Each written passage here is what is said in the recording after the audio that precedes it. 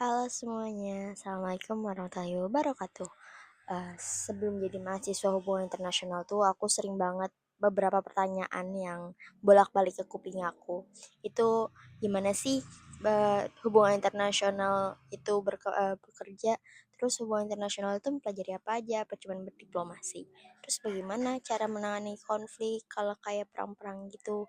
Nah, kali ini aku mau bahas sependek teori yang ku pelajari dan merujuk dari buku ini dan ini. Sebelumnya perkenalkan, nama aku Izati Zikrohini, kelas HI 1D.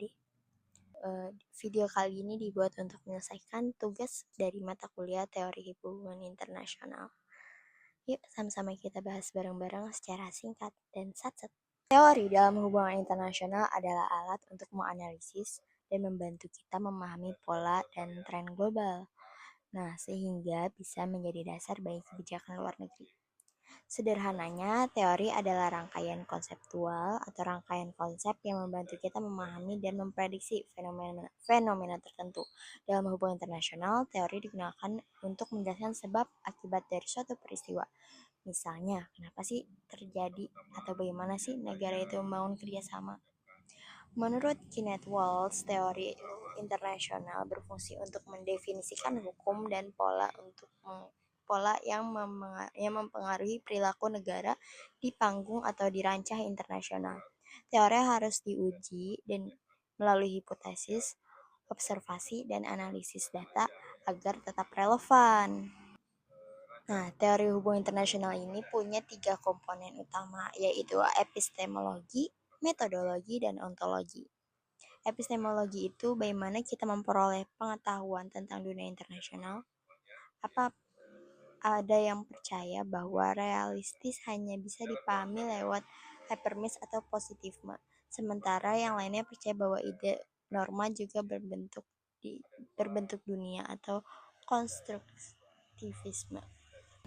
Metode apa yang digunakan dalam penelitian? Mungkin bisa bentuknya kuantitatif berbasis angka atau kualitatif berbasis dalam analisis dalam kasus tertentu. Nah, sekarang kita akan bahas perannya teori dalam hal itu apa sih? Teori hubungan internasional itu membantu kita memahami pola perilaku negara-negara tanpa harus membuat prediksi yang spesifik. Misalnya, kenapa perang terus terjadi walaupun merugikan banyak pihak? Nah, para ahli menganalisis fenomena ini dari berbagai sudut pandang, mulai dari studi sejarah, epermis, hingga teori pengambilan keputusan. Selain itu, teori ini juga digunakan dalam perumusan kebijakan luar negeri, negosiasi diplomatik, hingga pengendalian perlombaan senjata. Tadi sudah dijelaskan bahwa menganalisis fenomena ini dari berbagai sudut pandang.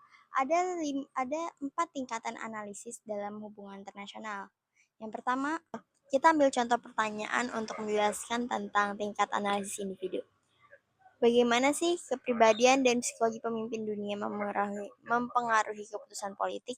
Contohnya, perbedaan gaya pemimpinan Joe Biden dan Vladimir Putin. Itu adalah contoh analisis tingkat individu. Itu contohnya kayak peran kelompok kepentingan seperti organisasi lingkungan, NGO, atau birokrasi pemerintah dalam kebijakan luar negeri. Nah, yang dimaksud dari tingkat analisis negara adalah faktor dalam negeri seperti politik dan opini publik. Misalnya, negara di demokrasi cenderung lebih berhati-hati dalam dalam berperang dibanding negara otoriter. Yang terakhir adalah analisis internasional. Emang dalam internasional tuh apa sih yang harus dianalisis? Nah, contohnya adalah faktor eksternal seperti keseimbangan kekuatan dan aliansi militer. Pendekatan ini membantu kita memahami mengapa negara-negara bertindak seperti yang mereka lakukan sekarang ini. Kita udah bahas beberapa topik tentang hubungan internasional.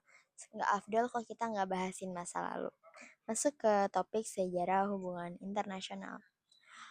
Kalian tahu nggak sih kalau sistem negara yang kita pakai itu bukan sesuatu yang permanen. Dulu, dunia itu pernah dikuasai oleh 2 kekaisaran besar seperti Romawi dan Ottoman. Tapi seiring waktu, muncul konsep negara yang berdaulat yang kita gunakan saat ini. Nah, kita udah tahu nih betapa pentingnya teori hubungan internasional dalam memahami dunia yang complicated ini. Apakah menurut kalian teori yang ada saat ini cukup relevan untuk menghadapi tantangan global di masa depan? Tulis pendapat kalian di komentar ya. Dadah.